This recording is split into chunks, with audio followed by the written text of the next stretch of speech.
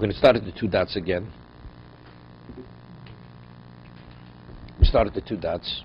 Yud Zayinim at base. Tanu Rabbanan, Eved Ivri Oved Saben, Vein Oved Sabas. A Jewish slave, he serves the son but not the daughter. Meaning, if the father dies, he falls to the son as inheritance but not to the daughter. A Jewish maidservant, if the father should die, she does not work for the son or for the daughter, although they're both heirs. A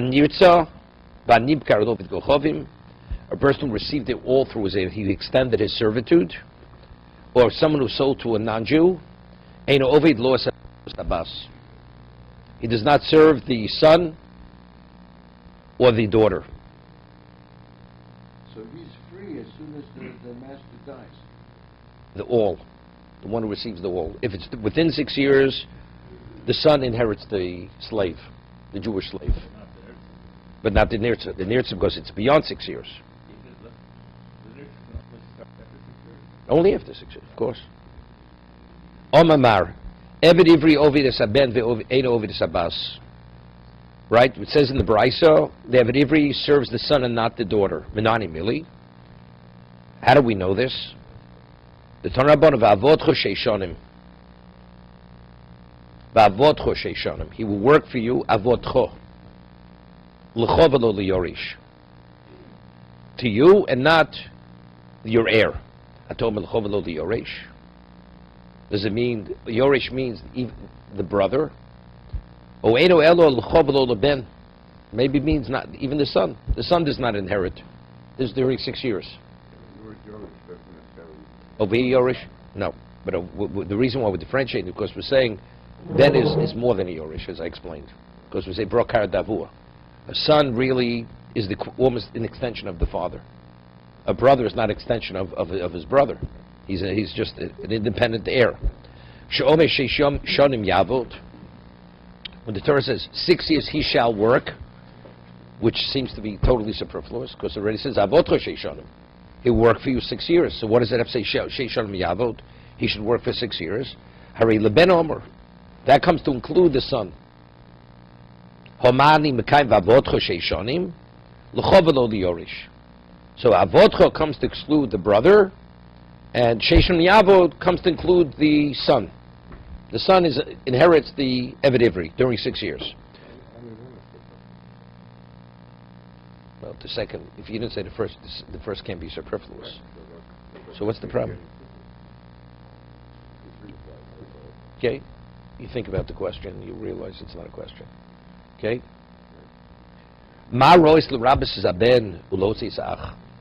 What do we say that what's superfluous over here comes to include the son, and the first is to exclude the brother? Maybe I should include the brother and exclude the son, because the brother has something that the son does not have. That the reason why I include the son is because the son is the equivalent of the father for you, meaning to marry the Jewish maidservant, as it says, if the father's not interested, the son marries her. The brother cannot marry her. Meaning the original purchase of the Amivri of that money is used for the kiddushin of the son. If the brother wants to marry her, the brother has to give her, firstly has to consult with the father whether he's agreeable that he should marry her. Besides, he has to give money. So we say that the son is the equivalent of the father, liyado l'steachuza. So we explained here what's steachuza. Normally, if a person consecrates a field, and the third party buys the field from Hegdish, and the original consecrator did not redeem it, what happens when Yovel comes? It goes back to the Kohanim divide it. The one who consecrates it, he redeems it, so it says. What happens if the son purchases it from Hegdish? The son is equivalent of the father. When Yovel comes, it does not go back to the Kohanim. It stays in the family.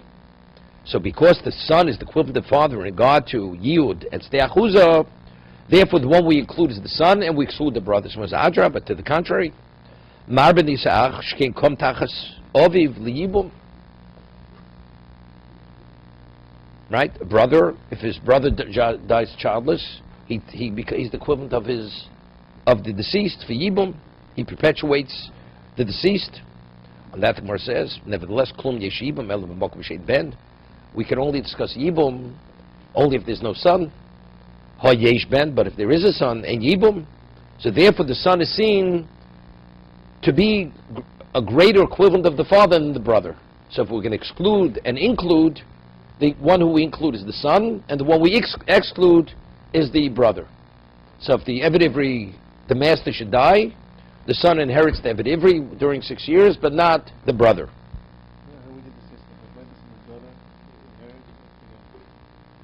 Because she doesn't have Yud. See, the brother is because we're pitting the brother against the son. The son is Yud, the daughter has no relevance to Yud. Right? So that's the only positive aspect of the son in terms of the father. Right? It's the Yahuza. And the brother has Yibum. The daughter has no relevance to either of these things. She's not even a consideration, the daughter. But we'll see. That's the Gemara's question. It's the Gemara's question now. Ela taimo. That the only reason why we're not favoring the reason that of Yibum is because we made this differentiation. There's this fallacy in the point. There's this weakness. Ein Yibum b'mokum she'ein ben, right? If there's a son, there's no Yibum.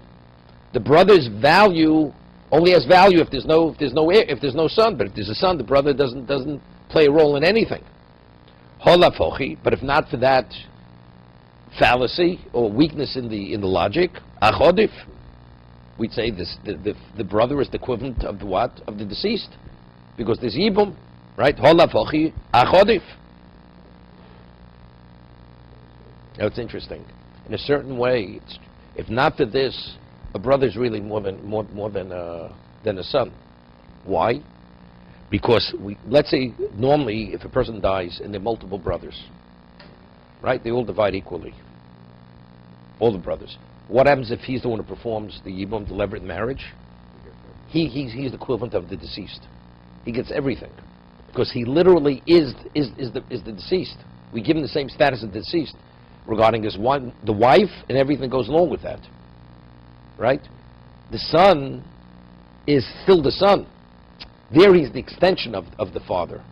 Here the deceased brother, he becomes the deceased. He becomes the husband, and he takes over the whole estate as if it's his estate. I understand that. No, but I understand. But a son never functions in that capacity. It's true. That's why we're differentiating. If not for that reason, that if there would be no, he only comes into the picture when there's no son. But if not for that, but factually, as the brother functions, as the son functions, a brother, when he's functioning, it's more than the son functions as a son. Because the son is an extension of the father. The one who performs levirate marriage, Yibum, he is the deceased. Literally becomes the deceased. I understand that, but I'm just saying, factually speaking, if there's a son, there's no reason. The whole purpose is to perpetuate lokum shei mochiv. Yeah, Harvey.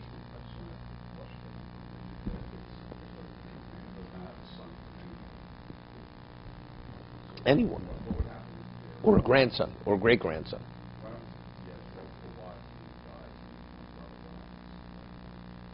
He only has one. He chooses whichever one he chooses. They're all bound. The moment he forms even with one of them, they're all free to go. No.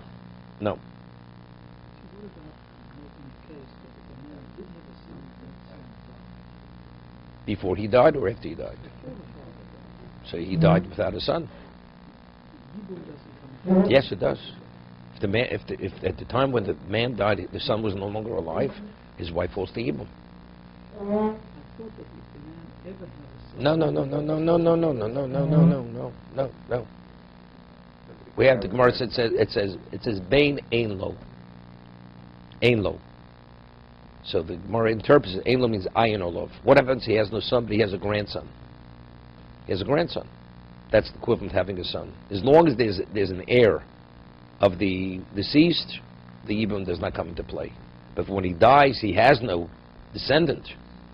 Then that's considered he died childless. When he dies childless, his wife, not male or female, male female, Lok B'Shem Ochiv. He has to perpetuate the name of it. That means there has to be a descendant.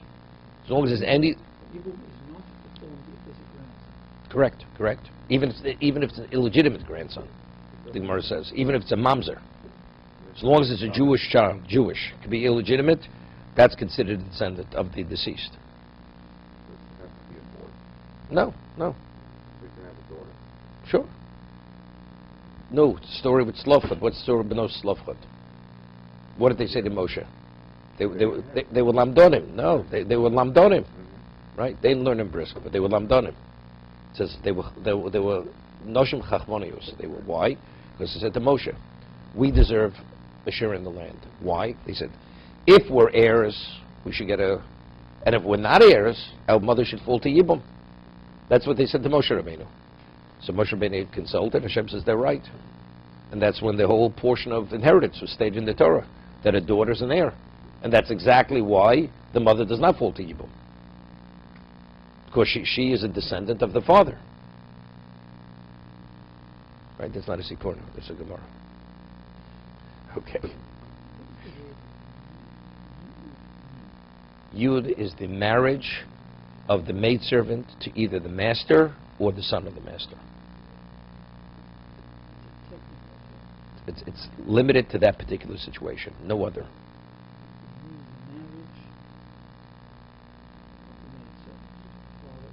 To the master or the son of the master.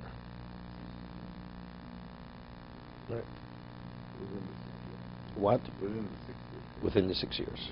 It's interesting. We had earlier, if you remember, a person marries a woman, she says, Arei Mukadeshesli.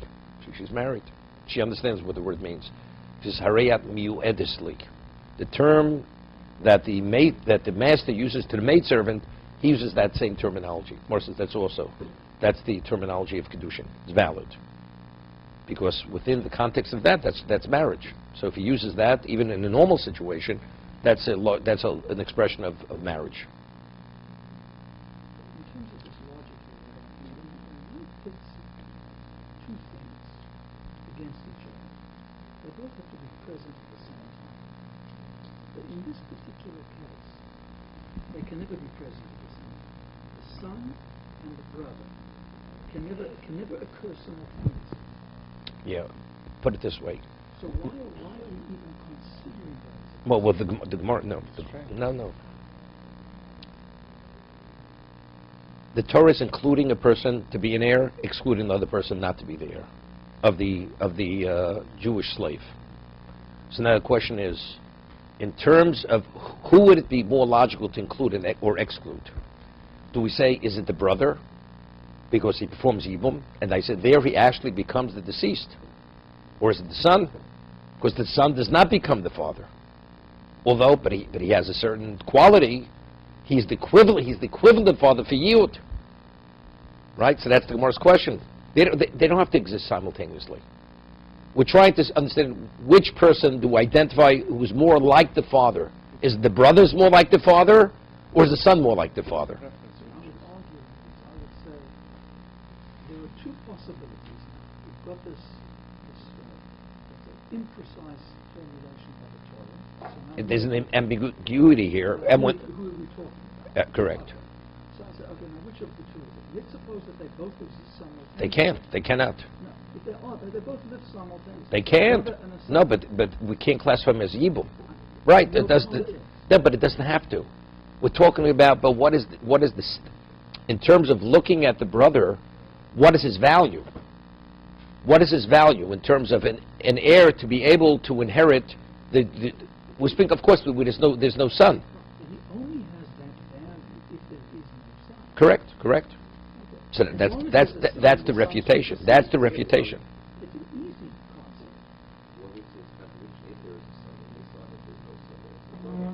concept. No, you're right. That's what I'm saying to David. The question is, what is the Torah? Who does the Torah value? Who's more like the father? Is the brother more like the father? Is the son more like the father?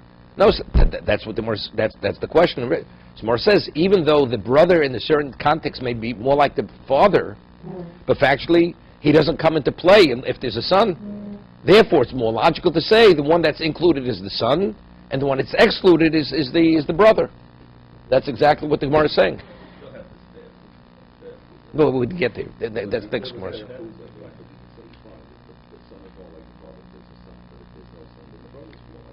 That's no, but we're excluding. There's an exclusion and an inclusion here. Because they're not equal. You know, we find Tosa says very often, it's shkulim heim. You can learn two things out of the same thing because there's no way to differentiate, and since we don't give greater value to one than the other, they're of equivalent value, they're both included. The Gemara's not even considering that they're on the same level. The question is which is greater, which is less. Right? That's the way to go. The included brother, that means you're excluding the son. Right, but both of them are alive. There's no such thing. They can both be alive. Yeah, of course. Now, normally the son inherits the father. Therefore what? But you excluded him. So No, we're talking about there is no son. We're talking about there is no son. No, you're confusing things. You're confusing things here. If there's a son, the brother doesn't come into play. There's not even consideration the evidence is going to the brother. Right. We're speaking where there is no son, would he go to the brother? That's our discussion over here. Abbi, I have a question.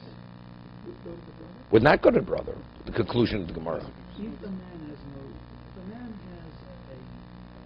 a Jewish Slave. And he dies. and he dies childless, Childless, says. Yeah. He doesn't have to die childless. He doesn't have childless. He has daughters. That's my question. He has daughters. And he has a brother. Right? Well, it doesn't play either because again, it has to be inheritance. The only way the slave goes to the brothers, it has only within context of inheritance. the slave doesn't go to the daughters. What? The slave doesn't go to the daughters. Doesn't go, but the only way you could shift the slave over because it has to be as an heir. Otherwise, what relevance does the brother have to the slave of the brother who died? Just the basic fact, the man has daughters and he has no sons. He has a Slave goes free. Slave goes free. in that case. Correct. Now, a man has no children whatsoever, and he has a brother. Okay? He gave a chalitza. He didn't give the chalitza. Now, his brother's going to perform yibum. Would that slave work for the brother? No.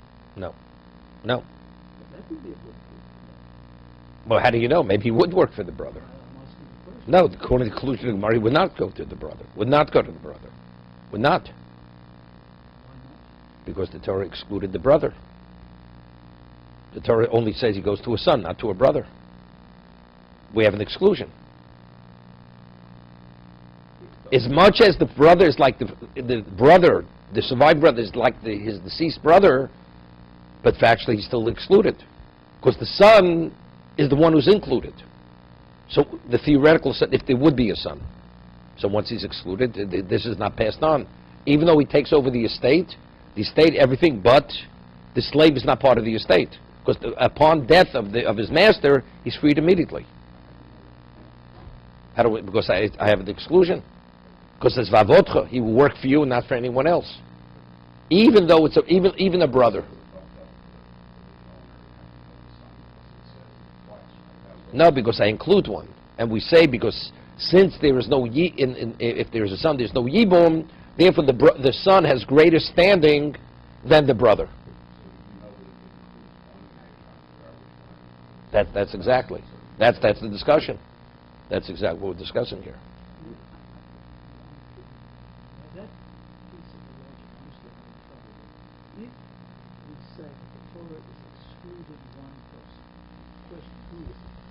Maybe the Torah is telling us that in this particular case it's the son, and in that particular case No. How do we know it's based on just one possible personality, one unique person?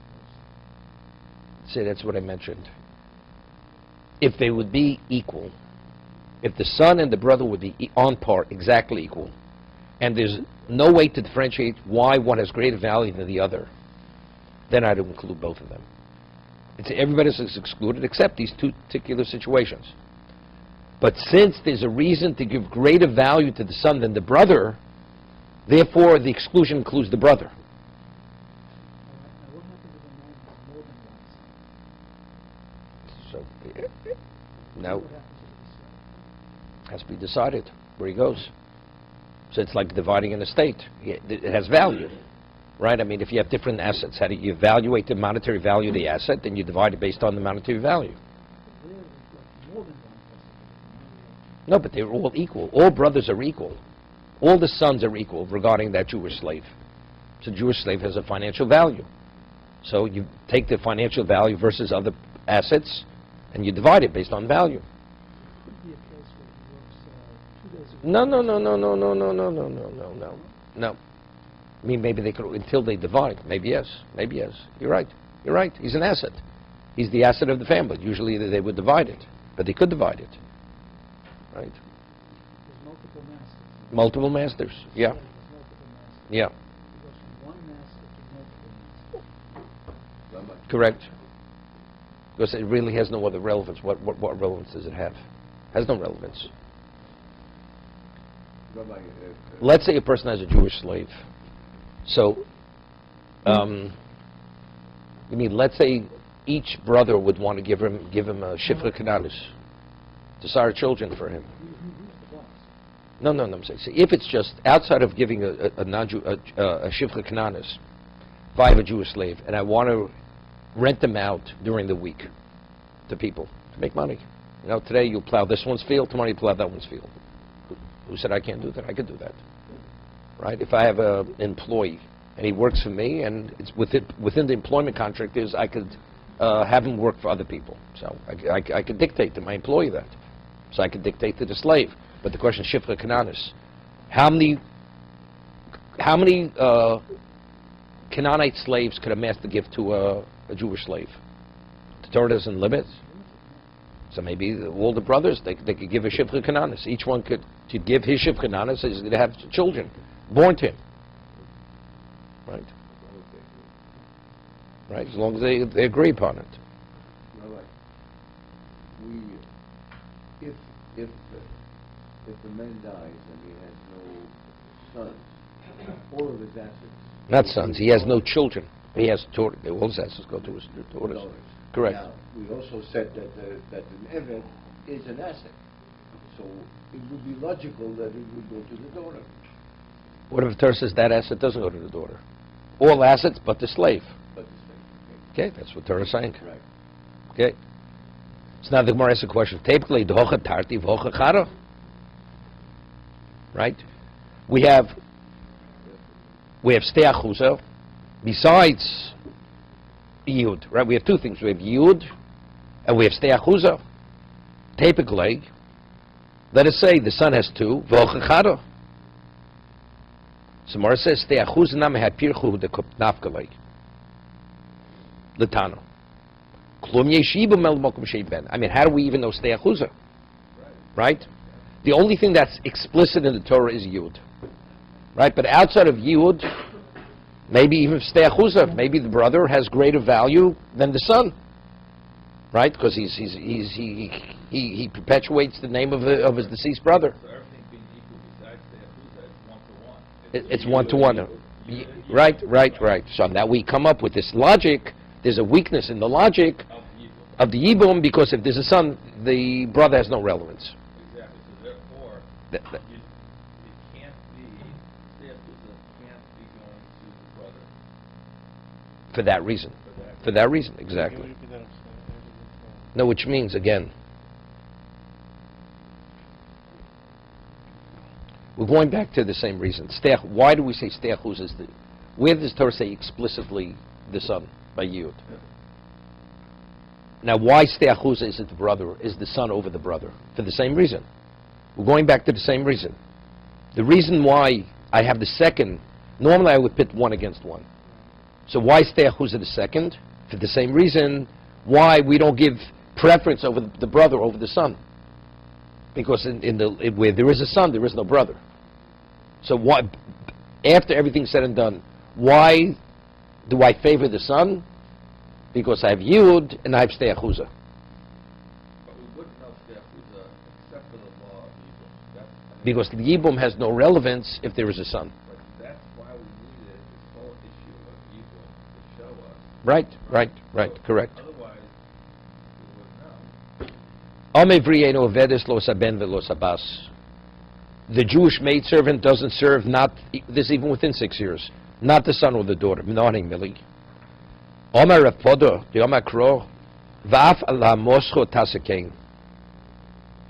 Okay? Now, we'll see, we discussed it. You should also do this to your Jewish maidservant. Now, what is the Torah speaking? Within which context? The Torah juxtaposes the Amevriyo to the Nirtza, to the one who received all through the air. Right? We only said who is inherited to the son only within 6 years. But where it's extended, the Nirtza is not inherited even by the son. So Mar asks, so, and where do we learn that from? Because this is Va'afla Moscha Tasekain. You should treat the Omevri, the Jewish maidservant, as you treat the Nirtza.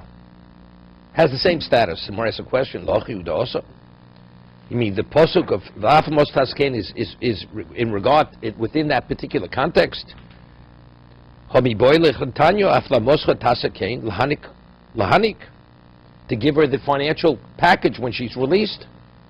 I mean, just as the Nirtza, when he's released, you give him the Hanukkah, the financial package, you give the Omevriya also. Maybe it means no.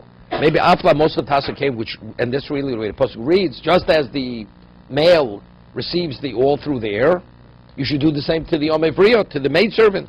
It says, Im Omer Yomer Eved.